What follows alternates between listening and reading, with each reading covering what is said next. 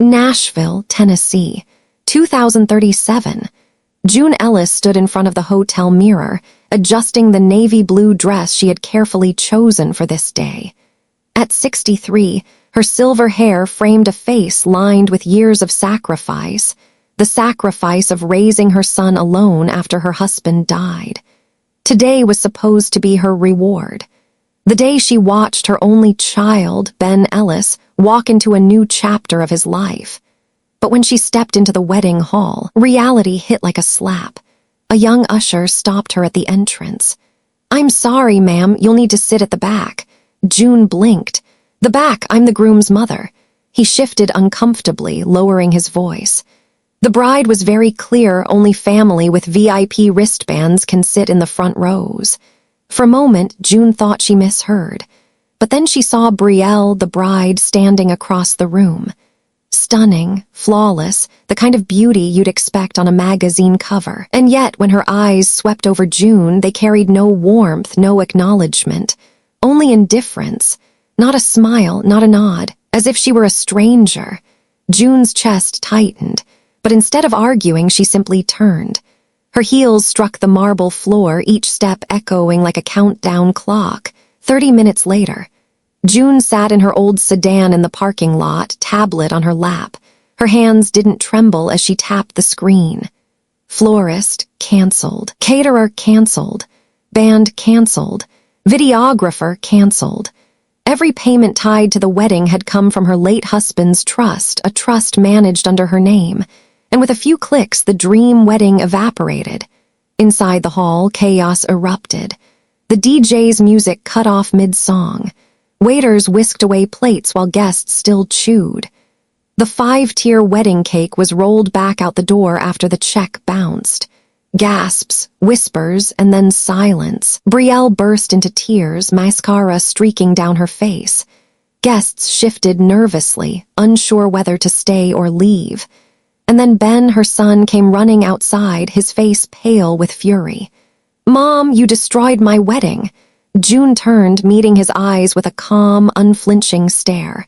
"No, Ben, I just saved your future from a con artist." Flashback, 6 months earlier. The first time Betrayal came to their home, she was radiant. Red dress, perfect smile, every move rehearsed to impress. Cameron, the man she introduced as her cousin, lingered too close, too familiar. He knew details about June's kitchen no casual visitor should know. Something in June's gut tightened. She started taking notes. The handwriting on the wedding invitations didn't match Betrayal's signature. Old social media accounts had mysteriously vanished. Cameron disappeared for days, then reappeared as if nothing had happened. 2 weeks before the wedding, June confronted Ben with a folder of evidence. Betrayal's falsified resume. Photos of Cameron at other weddings under other names. Proof they were attempting to access Ben's inheritance. But Ben threw the papers down. "I don't believe this. I love Betrayal. And if you ruin this wedding, Mom, I'll never forgive you." Betrayal sobbed theatrically. Cameron disappeared the next day. June said nothing more.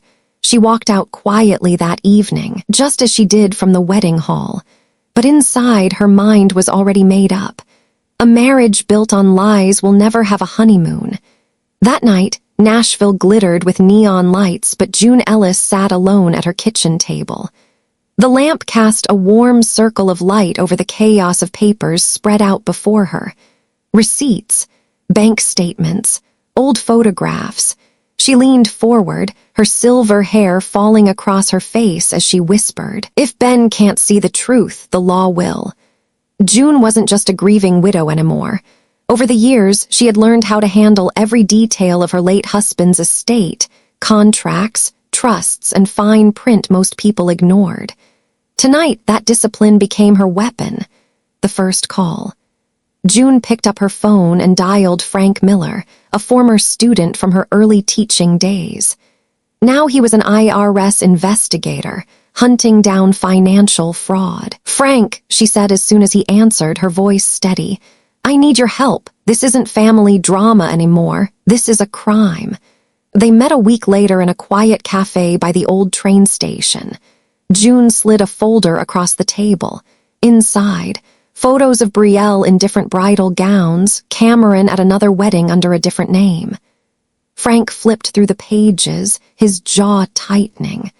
"Are you telling me this is some kind of wedding scam ring?" June's eyes didn't waver. "I've been tracking the money. Every time there's a wedding, the man's trust fund or savings disappears. And Cameron, he's the common thread." Following the trail, Frank began pulling records, hotel bills in Dallas, catering deposits in Orlando, wire transfers to offshore accounts in the Cayman Islands. Each time, the money ended up under the name of one of Brielle's so-called relatives. Piece by piece, the scam revealed itself. 5 years, 4 states, and at least half a dozen men who thought they had found love, only to be left broke and humiliated. The private investigator. But June didn't stop there. She hired Marcy Dalton, a sharp-eyed private investigator who once worked as an investigative reporter. 3 days later, Marcy delivered photographs that made June's stomach turn. Brielle and Cameron, meeting at a warehouse on the edge of town. A metal briefcase exchanged between them. Marcy slid the prints across the table. "Whatever's in that case, it's not wedding gifts." June studied the photos, her hands tightening into fists. Her heart was heavy, but her voice was steady. "This ends now." The turning point. A week later, June walked into the office of her late husband's old attorney. She placed the growing pile of evidence on his desk. Bank transfers, contracts, statements from other victims, and Marcy's photographs. The lawyer looked through them, his expression grim. "Mrs. Ellis, this isn't just civil fraud, this is federal crime." June sat up straighter. "Then let's take it federal. If my son won't believe me, the court will." Cliffhanger. That evening her phone rang. Frank's voice was tight, urgent. "June, you need to be careful. Some of the earlier victims, they've disappeared. And Brielle, she just booked a one-way ticket to Belize." June's hand clenched around the phone. Her reflection in the window showed not fear, but fire. "She won't make it out of this country," June said quietly. "Not while I'm still breathing." The courtroom smelled of old wood and fresh ink. Rows of polished benches were filled with curious spectators, reporters, and even a few of Brielle's former friends, who now whispered nervously behind their hands. At the front sat Brielle, her flawless appearance cracking under the harsh, fluorescent lights. Cameron wasn't by her side. He'd vanished the moment federal investigators knocked on his apartment door. June Ellis sat quietly a few rows back. She wasn't here for revenge. She was here for truth. The prosecution began. One by one, the evidence stacked up like bricks in a wall. Bank statements, hotel receipts, wire transfers to offshore accounts, photos of Brielle in bridal gowns at different weddings, Cameron under 3 separate identities, all linked to the same scams. The jury's eyes grew wide as victims from other states stepped forward to testify. A man from Dallas described how he lost half his inheritance. Another from Orlando admitted he'd sold his home to fund his wedding. Each story was a mirror image of Ben's situation. The defense tried to fight back. Brielle dabbed her eyes with a tissue, painting herself as a misunderstood woman in love. Her lawyer claimed the money transfers were gifts. The photos were taken out of context. But then Frank Miller, the IRS investigator, took the stand. "Ladies and gentlemen of the jury," he said, lifting a document, "these are not gifts. They are structured transfers routed through shell companies, all leading to the same offshore account, an account opened by this woman." He pointed at Brielle. The room buzzed. Even the judge's gavel couldn't quiet the murmurs. The final blow. Marcy Dalton, the private investigator, was called next. She projected the photographs of Brielle and Cameron on the courtroom screen, the storage warehouse, the metal briefcase, the unmistakable exchange of cash. Gasps filled the room. The prosecutor turned to Brielle. "Would you like to explain what's inside that case?" For the first time, Brielle's mask cracked. Her eyes darted around the courtroom, searching for an exit that wasn't there. June's moment. Though she wasn't on trial, June was asked to take the stand as the trustee of her late husband's estate. She spoke calmly, her voice steady but filled with years of disappointment and quiet strength. I didn't cancel my son's wedding out of spite. I did it because I recognized the same pattern that ruined other men's lives. If I hadn't acted that day, my son would have lost everything his father and I built for him. This wasn't about a ceremony.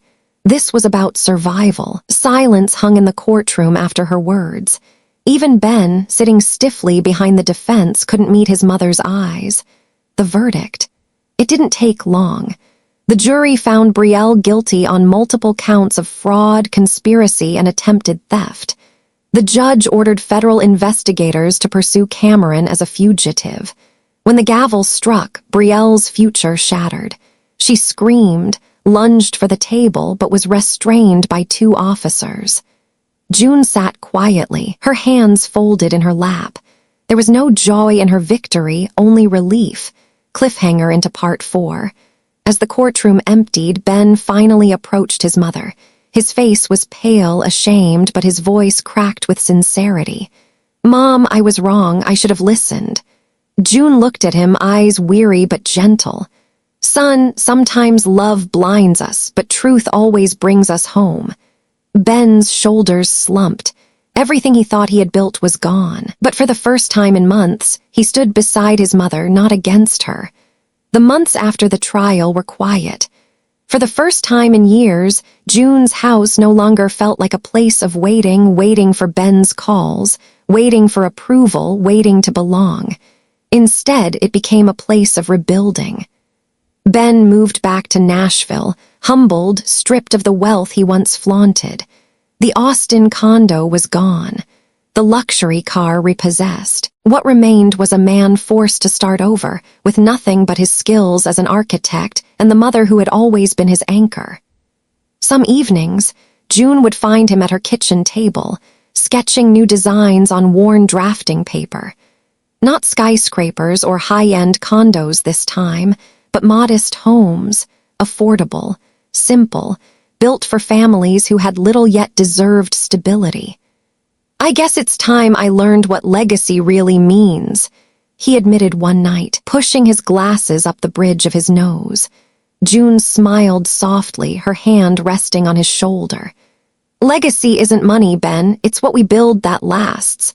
The bigger purpose. Word of the trial spread beyond Tennessee. Other victims of romance and marriage fraud reached out, sharing their stories, their shame, their ruined lives. June realized this wasn't just her battle. She had uncovered a pattern that needed more than punishment. It needed prevention. With Frank's support and Marcy's investigative skills, June established a foundation dedicated to helping fraud victims rebuild their lives. They named it the True Promise Fund. Within a year, it became a national network, offering legal aid, financial counseling, and most importantly, hope. The reconciliation. On the 1-year anniversary of the trial, June and Ben sat together on the porch of her small Nashville home. Fireflies flickered in the warm summer air, the city lights glowing in the distance. Ben handed her a rolled blueprint. She unrolled it carefully. It was a design for a community center, a place where victims could gather, learn, and heal. "It's for you, Mom, for what you started. I want the first building to carry Dad's name and yours." Tears welled in June's eyes, but she didn't wipe them away. She let them fall like rain finally breaking after a long drought. Closing line. She thought back to the day she had been told to sit in the back of her own son's wedding. The humiliation, the heartbreak, the sound of her heels clicking on marble like a countdown. Now, she sat front row, not in a courtroom, not in a wedding hall, but in her own life. And for the first time in decades, June Ellis knew. She wasn't just surviving. She was leading.